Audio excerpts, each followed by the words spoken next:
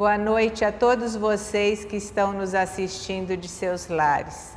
Estamos reunidos novamente para mais uma reunião virtual do Centro Espírita Amor e Caridade de Birigui. Pais e mães, as aulas da evangelização e da pré-mocidade continuam disponibilizadas no YouTube, canal SEAC Birigui, Evangelização Espírita. Vamos colocar um copo ou uma garrafa de água para ser fluidificada esta noite. Vamos fechar os olhos, esquecer das tribulações do dia e pedir amparo aos protetores desta casa, Felício Luchini, José Maria Lisboa, Linda e João Dias de Almeida, e que roguem bênção sobre nós, sobre nossos familiares e os amigos, onde quer que se encontrem neste momento.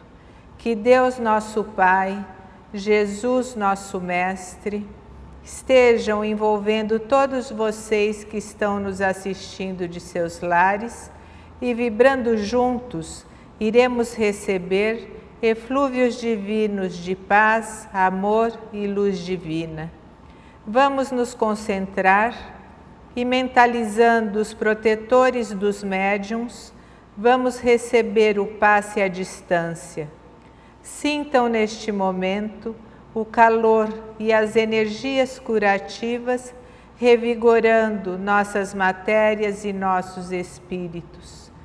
Vibremos gratidão, amor ao próximo, todos numa mesma frequência vibratória, com a espiritualidade superior e com Horaci Ângelo Mantovani, Pedro Schwesman Piccolotti, Maria Fabris Petean, Adelino Marques de Oliveira, Maria Benassi Valera, Luzia Pereira Leite, Ondina Marculino, Ercília Justino, Neucides Petean, Yolanda Tamarose, Lenor Ângelo Sintra, Geraldo Máximo da Cruz e Maria Juvencio Marcelino, que juntamente com os médicos espirituais estão derramando sobre nós o medicamento espiritual para nossos corpos, nossas mentes e nossos espíritos.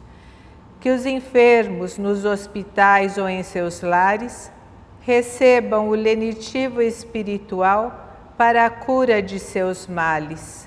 Continuemos em oração nesse momento sublime que está sendo o passe à distância. Pai nosso que estás no espaço, santificado seja o vosso nome, venha a nós o vosso reino, seja feita a vossa vontade, assim na terra como no espaço. O pão nosso de cada dia nos dai hoje, perdoai as nossas dívidas, assim como nós perdoamos aos nossos devedores. E não nos deixeis cair em tentação, mas livrai-nos, Senhor, de todo mal, assim seja. Hoje nossa palestra será proferida pelo Dr. Hamilton Andreoli Júnior, que estará fazendo sua palestra de seu lar em São Paulo e nos agraciando mais uma vez. O capítulo da palestra será o capítulo 8, Bem-aventurados aqueles que têm puro coração. Boa noite. É com muito prazer que eu retorno aqui a essa casa de caridade, essa casa abençoada, para que a gente possa conversar mais um pouco sobre o Espiritismo, sobre a mensagem de Kardec, dos espíritos superiores. Hoje eu fui agraciado com o capítulo 8 do Evangelho, com o tema Bem-aventurados os que têm puro coração. E eu digo agraciado porque é um tema tão profundo, de uma complexidade tão grande, mas não de uma complexidade no sentido de ser impossível ou difícil de entender. De termos de complexidade, levando em consideração as consequências que esse tema pode ter em nossa vida. É incrível como as pessoas, a humanidade, hoje fica muito baseada no sentimento de egoísmo, no sentimento de posse, no sentimento de dominação, e pouco nós vemos pessoas realmente se dedicando à caridade, ao emprego da bondade em si, da gratidão. Nós não conseguimos perceber a humanidade evoluindo. Mas por quê? Porque Cristo, ele nos diz que nós temos que ter o coração puro para poder praticar a caridade. A pureza do nosso coração está ligada à nossa capacidade de aceitar o próximo como ele é e não julgar, não fazer pré-julgamento. Por isso, essa leitura me deixou tocado especialmente. Confesso a vocês que eu tinha o costume de ler o Evangelho ponto a ponto. Que dentro do capítulo 8, nós temos vários pontos do Evangelho. Então, eu li o ponto 4, li o ponto 8, achava a mensagem bonita. Mas essa oportunidade que o Centro Espírita Amor e Caridade está dando para mim hoje, de poder ler o capítulo 8 em sua integralidade, fez com que eu me despertasse para a real complexidade de cada capítulo do Evangelho. O tema é muito bem fechado. Né? A gente parece, às vezes, que são leituras esparsas, que são temas não relacionados, mas quando nós fazemos uma leitura sistematizada, percebemos que realmente as leituras estão interligadas sim. E é isso que eu gostaria de trazer para vocês hoje. Quando começa o capítulo 8, tá lá: bem-aventurados que têm puro de coração, porquanto verão Deus. E, numa próxima oportunidade, Marcos diz o seguinte, explica que Jesus estava pregando quando várias pessoas trouxeram as crianças a fim de que ele tocasse. Vamos lembrar que o toque de Cristo naquela época significava cura. Então quem era tocado por Cristo, na verdade, era tocado pelo Espírito Santo. Recebia uma bênção, que nós podemos dizer era um passe energético, mas a energia do Cristo era uma energia totalmente pura. E, em determinado momento da passagem, os apóstolos zangaram-se, porque estava um monte de gente atrás de Cristo. E Cristo disse: deixai que venham a mim as criancinhas, e não os impeçais, porquanto o reino dos céus é para que os que lhes assemelham. Cristo, conhecedor da parte interna do ser, conhecedor da origem do espírito, conhecedor das características mais intrínsecas dos espíritos, ele sabia escolher muito bem as palavras. Ele não disse que o reino dos céus serão das crianças. Ele disse que o reino dos céus serão daqueles que se assemelham a uma criança. E o que vem a ser essa similitude? O que vem a ser essa semelhança que Cristo diz? A semelhança está realmente pautada na pureza e na candura da criança. Por quê? Veja, quando o espírito ele está pronto para reencarnar, ele passa pelo que nós conhecemos como o véu do esquecimento. Lá no livro Missionário da Luz, tem uma passagem que explica exatamente como acontece esse processo. É bem minucioso, É bem longo um processo, não é um processo muito simples, mas dá para pegar direitinho lá. Vale a pena a leitura. Mas, o que acontece? O princípio inteligente passa por um processo de transição e ele assume a característica de uma criança, levando-se em conta a sua fraqueza em termos físicos, levando em consideração também a incapacidade de pensar no sentido de tomar as próprias decisões. A criança, ela é impulsiva, sim, só que ela não pensa no que ela vai fazer. Portanto, se uma criança brincando machuca um coleguinha, ela não premeditou esse acidente. Ela não tem a menor ideia que isso poderia acontecer. Ela é impulsiva. E quando ela assume as fraquezas desse corpo infantil e perde a consciência em si mesmo, ela volta àquele estado de pureza e candura. Aquele estado em que você não tem a capacidade de pensar com preconceitos recebidos. Ou seja, chega-se num momento onde o pensamento tem que aprender a pensar novamente. E isso é uma bênção, é uma dádiva. Por quê? Porque justamente nesses momentos é quando a criança passa a ser mais maleável. Ela passa a ser mais suscetível a novos aprendizagens. E esses novos aprendizados são os valores que serão recebidos dos pais. Portanto, o próprio Evangelho já deixa bem claro que durante esse processo os instintos se conservam amodorrados. Ou seja, o espírito ele está muito mais maleável às novas impressões do que ligado efetivamente às experiências vividas em vidas anteriores.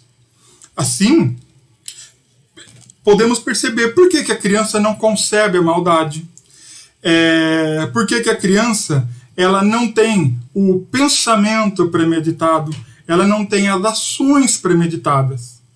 E a criança ela se recupera muito rápido de um momento de tristeza. Ela não consegue guardar rancor, ela não consegue guardar ódio. Justamente porque ela não sabe o que é rancor e o que é ódio. Intrínseco no próprio espírito estão as experiências emocionais que o perispírito guarda, vivida pelo espírito de encarnações passadas. Mas isso não significa que isso será desarquivado de uma vez e que vai sair como uma enxurrada de sentimentos e a criança vai se desestabilizar. Não. A questão é, enquanto mais os pais puderem trabalhar a questão da aceitação, a questão do conhecer o próximo, as questões intrínsecas de quem eu sou, o que eu estou fazendo, qual é o meu papel, e a criança começar a tomar consciência de si mesma, com valores cristãos, pautado no respeito, ao amor ao próximo, aquelas experiências de encarnações passadas, elas serão suplantadas por novas experiências e novos aprendizados. Então é muito fácil, entre aspas, a criança ter novos sentimentos, novos estímulos. E isso acaba se tornando um novo padrão para a vida dela. Eu disse que é fácil, entre aspas, porque isso depende também da preparação dos pais. Estudar a doutrina cristã, o espiritismo, não significa que o pai saiba aplicar, porque também tem que trabalhar em si esses valores. Aos poucos nós vamos nos depurando com a caridade, o amor ao próximo, com os bons exemplos, nós vamos lapidando o nosso espírito. E essa questão do lapidar tem muito com a questão da aparência. O próprio Evangelho, no próprio capítulo 8 mesmo, ele diz pra gente que a aparência também é importante, porque muitos, eles jogam uma falsa aparência de cumpridores dos preceitos cristãos, de pessoas íntegras, mas que por dentro, no próprio espírito, eles infelizmente não guardam relação com aquilo que eles mostram na sociedade. A questão do Evangelho segundo o Espiritismo, que traz isso daí nesse próprio capítulo, está lá, quando ele diz que condena o adultério em pensamento. Esse adultério, a gente fica muito ligado às vezes à palavra em si, o que não é de todo errado, mas a gente tem que entender que a mensagem ela é passada de uma forma a causar impacto. Adultério poderia ser substituído por traição. Então, o adultério em pensamento é qualquer traição em pensamento. Então, a partir do momento que você ouve um colega, um amigo, e ele desabafa para você, mas mentalmente, no seu íntimo, você fica julgando a atitude dele, isso é um adultério, isso é uma traição. O adultério não é só aquela questão do casal, não. Adultério tem a ver com confiança. Quando você pratica uma traição, você tem uma quebra dessa confiança. E quanto mais você faz isso, mais difícil fica de você também começar a confiar nas pessoas. Porque você acha que todas são falsas, todas estão se aproveitando de você.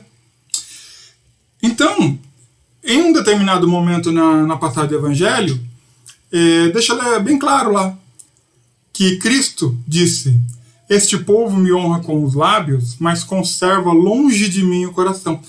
E essa é a verdade. Esse é um ponto em que nós precisamos focar. E essa leitura deixa isso muito claro. Vamos amarrar aí um pouquinho mais a leitura. Cristo, lá no começo da leitura, disse que o reino do céu é para aqueles que se assemelharem a uma criança. Logo depois, ele disse que a criança precisou passar pelo véu do esquecimento para voltar àquele estado de pureza e de ingenuidade, para que ele possa aprender novas experiências dentro das bases cristãs. O que já prova que a lei de reencarnação é uma lei que atua sempre de forma a forçar a evolução das pessoas. Portanto, estacionar é uma opção. Logo depois, parece que é uma quebra de assunto e vai falar em adultério. Mas tem tudo a ver. Porque se não houvesse a questão da lei do esquecimento, como que esse espírito que está reencarnando conseguiria se livrar das amarras da vida anterior e substituir aqueles preconceitos adquiridos por novos conceitos nessa vida? Aí, a questão do pensamento. Se a pessoa já trouxesse esses preconceitos enraigados nela, o que ela pensaria dos novos conceitos? Haveria uma quebra, uma traição. Haveria uma quebra dessa capacidade de aprendizagem dentro do conteúdo, dentro do contexto cristão. Então, se não houvesse todo esse processo de esquecimento, a maioria dos espíritos ainda estaria estacionada na época das cavernas ou na Idade das Trevas. Então, quando a gente chega um pouco mais à frente, desenrolando mais esse assunto, também chega na questão da empatia, da simpatia. Então, se a gente não passasse por um processo de esquecimento, nós não conseguiríamos reatar laços antigos, criar novos laços, perdoar, ainda que inconscientemente, pelas novas atitudes que nós estamos vindo, os nossos parentes que estão próximos a nós, que com certeza em encarnações passadas tiveram relações conosco e nós temos dívidas a pagar com eles, e que nós não conseguiríamos nem sequer nos integrar na nossa própria família. Então, veio o Cristo, e logo depois nós tivemos Kardec dizendo o seguinte, que a religião ela vem para melhorar o homem, que é o que nós estamos fazendo aqui. Ao estudar sistematicamente as bases do cristianismo, a doutrina cristã, os exemplos do Cristo, as mensagens dos espíritos superiores, as conclusões dos espíritos missionários, e ao tentar internalizar esses nossos conceitos desenvolvidos, nós estamos realmente atacando as raízes da nossa vaidade e nosso orgulho. Nós estamos mudando quem nós somos. Estamos aprendendo. Para alguns é mais fácil, para outros é um pouco mais difícil. Mas todos nós estamos aprendendo com os estudos na doutrina espírita. Bem como todas as pessoas que estudam o cristianismo ou qualquer outra religião que tenha o foco no bem e na melhoria do ser humano, todos estão aprendendo. Não é necessário ser de uma religião A, B ou C para fazer o bem e para ter a entrada garantida no reino dos céus. O próprio Cristo disse isso. O que é necessário para que a gente entre no reino dos céus é que nós tenhamos o coração puro, sentimentos puros e pensamentos puros. E o que desperta em nós esse movimento de autoconhecimento? Cristo nos diz o seguinte, que o escândalo é justamente aquilo que vem para despertar o homem da maldade que ele tem em si ou da maldade que ele vê no mundo. O que é esse escândalo? O escândalo, no Evangelho, tem um significado muito amplo. No Evangelho, ele está relacionado a tudo que for aquele sentimento negativo, sentimento de afastar-se do eu ou daquilo que eu tenho, ou de ir contra as leis naturais. Assim, quando ele diz que o escândalo é necessário, mas ai daquele por quem veio o escândalo, significa o seguinte, que mais cedo ou mais tarde, todas as mazelas da humanidade serão reveladas. Uma de cada vez. Mas aquela pessoa por quem o escândalo irá se manifestar, ela será pré-julgada por todos aqueles que têm em si o mesmo sentimento, mas que por fora querem manter aquela postura de idoneidade, de pessoa pura, mas que por dentro não são.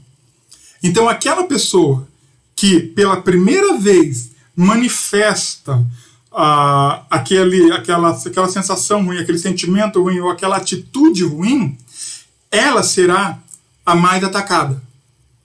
No entanto, o exemplo fica. E aos poucos, todas as pessoas vão entendendo que aquilo era errado e passam a agir de forma a relevar essa conduta, essa atitude. Assim, nós temos que arrancar de nós todos aqueles sentimentos ruins, impuros e todas as tendências viciosas. É isso que ele quer dizer, como se o seu olho lhe é motivo de escândalo, arranca-o e jogue-o fora. Então eu vou ficar cego? Não. Quando nós queremos dizer arranque o olho e jogue fora, se você não tem olhos bons para isso, procure então uma forma de ter olhos bons para outra coisa. Sem entrar no mérito das questões. Suponha que uma pessoa ela seja uma pessoa que fique, como é que nós podemos dizer? Fique até altas horas da noite assistindo filmes cujo conteúdo não é muito aceitável. Certo? Isso causa distúrbios psicológicos na pessoa, causa inclinações psicológicas na pessoa. A partir do momento que você identifique que esse tipo de programação que você está recebendo, esse tipo de produção audiovisual que você tem assistido não lhe faz bem, mude. Passe a assistir coisas que lhe façam bem.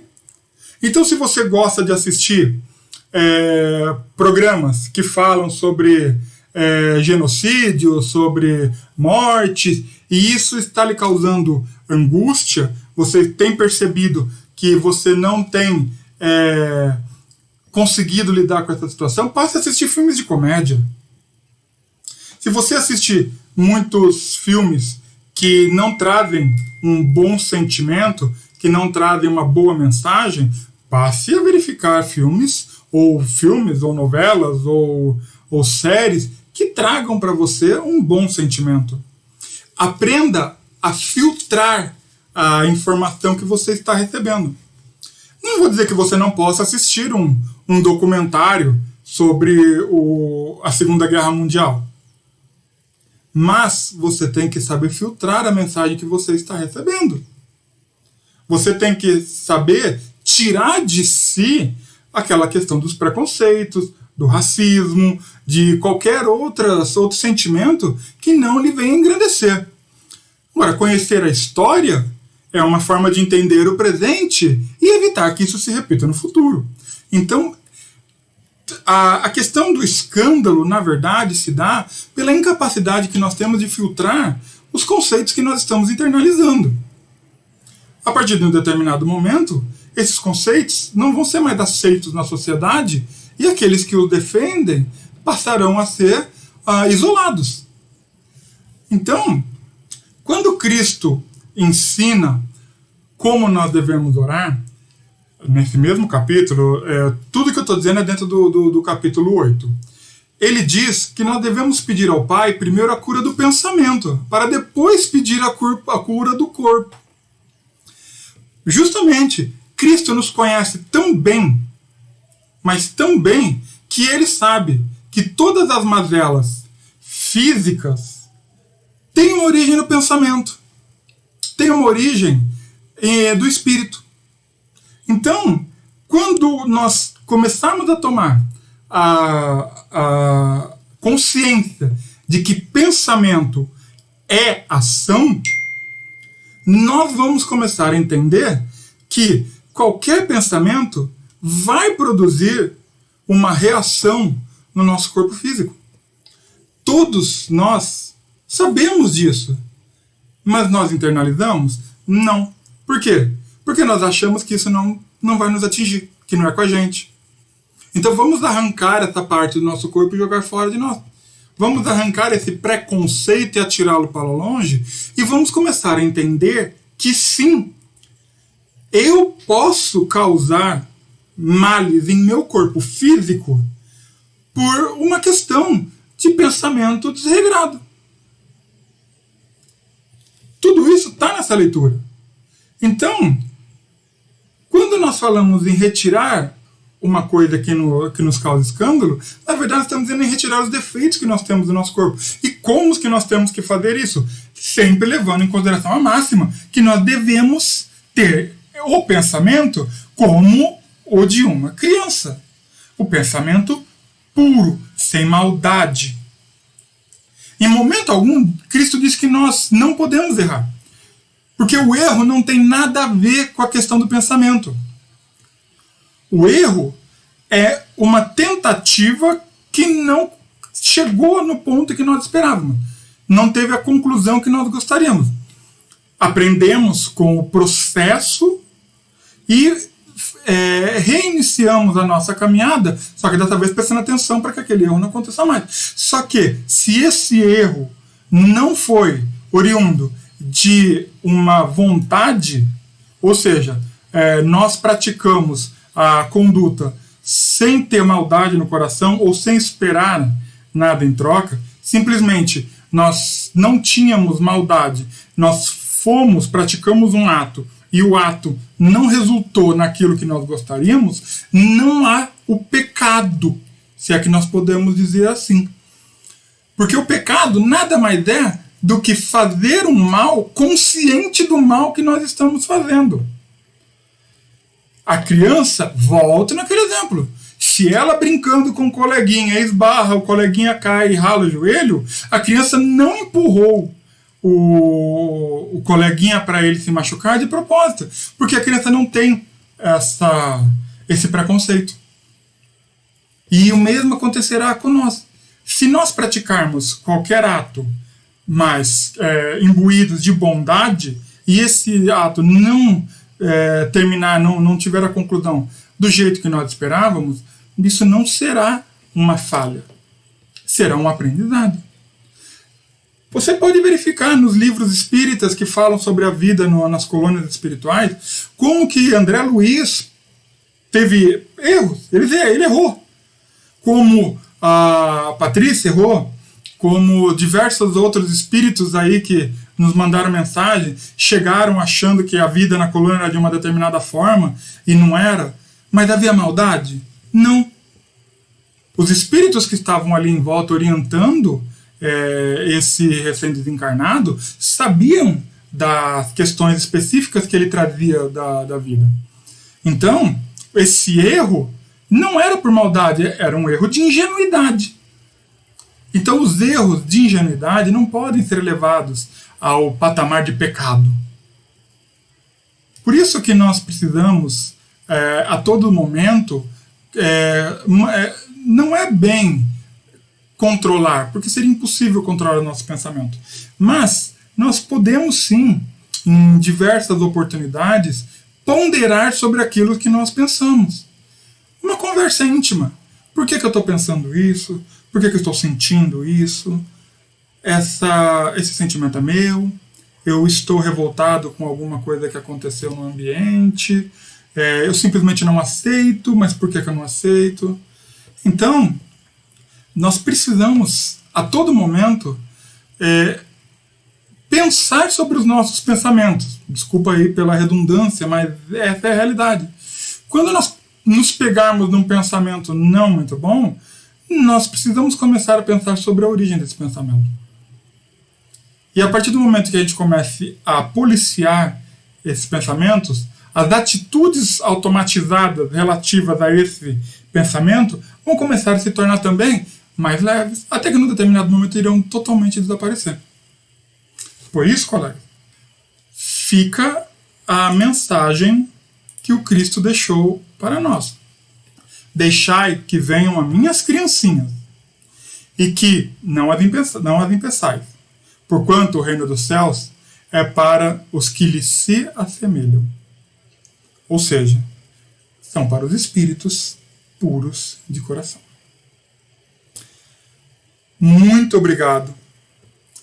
Foi uma honra estar aqui. Muito obrigado à direção da casa por essa oportunidade de estar falando, de estar conversando com vocês. O Espiritismo, ele vem sendo a base da minha vida há muitos anos. À medida que eu tento me reconhecer quem eu sou, qual é o meu papel, quais são os erros que eu cometi e como eu quero viver minha vida. Às vezes, as pessoas não aceitam o nosso processo de reforma íntima. Às vezes algumas pessoas elas lutam contra, elas nos rotulam, elas deixam a gente isolada, tiram conclusões precipitadas, mas o Espiritismo ele tem dado força a todos nós para conseguir entender que todas as decisões que nós tomamos têm consequências. Todas. E que mesmo as decisões que nós tomamos com o coração aberto, as decisões que nós tomamos no sentido de tentar melhorar a nossa vida, nossa questão comportamental, elas acabam de uma certa forma atingindo as outras pessoas. Algumas pessoas não costumam entender muito bem qual é nosso papel, qual a nossa intenção. Por isso, quando começarmos uma reforma íntima, quando começarmos a nos olhar mais como crianças, a controlar nossos pensamentos, a colocar a pureza, a candura, a caridade no nosso coração, pode ser que algumas pessoas encarem isso como um escândalo, porque para elas é diferente. Mas eu peço que não desistam. Passamos todos por momentos extremamente difíceis na Terra. A humanidade está passando por uma provação nunca antes vista, desde que o homem pisou pela primeira vez de forma ereta. Nós não sabemos o que vai acontecer. Temos medo por nossos colegas, nossos amigos, nossos parentes. Não sabemos quem será o próximo a perder o emprego, a desencarnar. E a caridade é a única arma que sobrou. Seja qual for a caridade.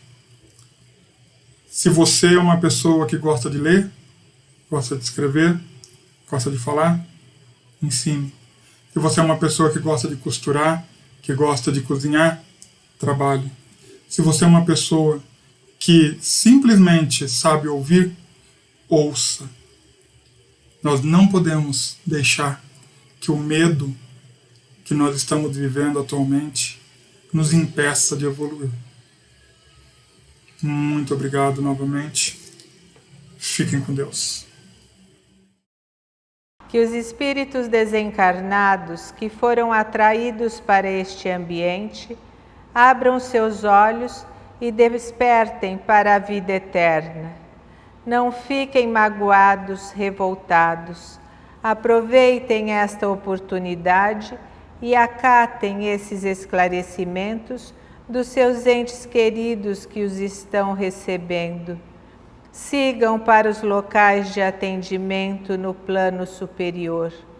Abram seus corações e recebam as orientações dos espíritos amigos para a sua evolução espiritual. Não influenciem os espíritos encarnados que estão aqui no plano terreno. Deixe-os em paz e partam para a pátria espiritual. Deus, nosso Pai, que sois todo poder e bondade, dai a força àquele que passa pela provação, dai a luz àquele que procura a verdade, ponde no coração do homem a compaixão e a caridade. Deus, dai ao viajor a estrela guia, ao aflito a consolação, ao doente o repouso. Pai, dai ao culpado o arrependimento, ao espírito a verdade, à criança o guia, ao órfão o Pai. Senhor, que vossa bondade se estenda sobre tudo o que criastes. Piedade, Senhor, para aqueles que vos não conhecem, esperança para aqueles que sofrem. Que vossa bondade permita aos espíritos consoladores derramarem por toda parte a paz, a esperança e a fé. Deus, um raio, uma faísca do vosso amor pode abrasar a terra. Deixai-nos beber na fonte desta bondade fecunda e infinita, e todas as lágrimas secarão, todas as dores se acalmarão. Um só coração, um só pensamento subirá até vós, como um grito de reconhecimento e de amor. Como Moisés sobre a montanha, nós vos esperamos com os braços abertos. Ó bondade, ó beleza, ó perfeição, e queremos de alguma sorte alcançar vossa misericórdia. Deus, dai-nos a força de ajudar o progresso, a fim de subirmos até vós. Dai-nos a caridade pura, dai-nos a fé e a razão. Dai-nos a simplicidade que fará da nossa alma o espelho onde deve refletir a vossa divina imagem. No encerramento desta reunião, continuemos concentrados agradecendo o amparo e a oportunidade de estarmos unidos novamente nesta noite, estudando a doutrina espírita e recebendo tudo que é de bom, tudo que é de melhor, fortalecendo nossas almas e nossos corpos. Que possamos ser auxiliados pelos mensageiros amigos que nos oferecem bênçãos de paz, amor e energias salutares que nos equilibram e acalmam nossos espíritos. Respeitemos nossos irmãos e coloquemos em prática os ensinamentos do Cristo no nosso dia a dia, praticando sempre as nossas caridades moral e espiritual. Que vocês em seus lares estejam vibrando conosco neste momento de doação, de amparo, e tenham certeza que estão recebendo dos mentores espirituais as bênçãos que necessitam para o seu bem-estar físico e mental e espiritual. Que seus lares sejam livres de influências negativas e que a compreensão e a fraternidade prevaleça em todas as famílias. Vamos olhar todos os dias para o céu e ver que em meio a tantos problemas e tantas dores, existe um Deus que nunca nos abandona. A vida é uma constante aprendizagem. Com sabedoria e fé, podemos trocar as reclamações por otimismo. A mudança de nossas posturas mentais se dá por autoconhecimento e reforma íntima.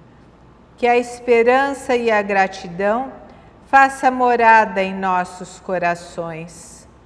Pai nosso que estás no espaço, santificado seja o vosso nome, venha a nós o vosso reino, seja feita a vossa vontade, assim na terra como no espaço.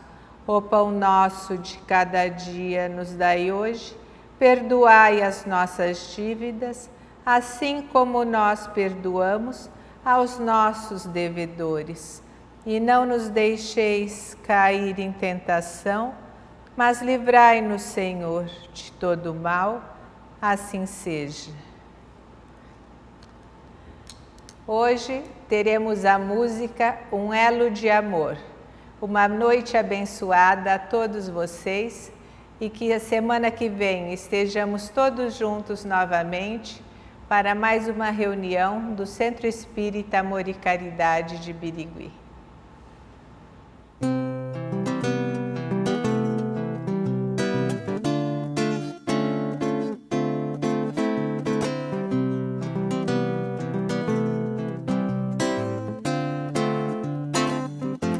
Um raio de luz, um sonho de paz,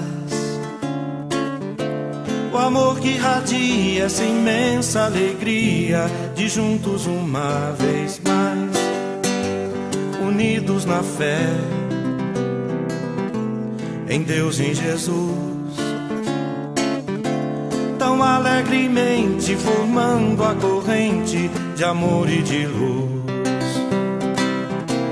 que nasce no peito e então é só brilhar. E vai se expandindo e a gente sorrindo se põe a cantar. Que bom estar aqui nessa grande amizade. Jesus é o caminho, nosso elo de amor e de fraternidade. É bom estar aqui nessa grande amizade. Jesus é o caminho, nosso elo de amor e de fraternidade. La la la la la, la la la la la, la la la la la, la la la la la, la la la la la la. fé em Deus, em Jesus, tão alegremente formando a corrente de amor e de luz que nasce no peito, e então é só brilhar e vai se expandindo, e a gente sorrindo se põe a cantar. Que bom estar aqui nessa grande amizade. Jesus é o caminho, nosso elo de amor e de fraternidade. É bom estar aqui nessa grande amizade. Jesus é o caminho, nosso elo de amor e de fraternidade. Jesus é o caminho, nosso elo de amor e de fraternidade.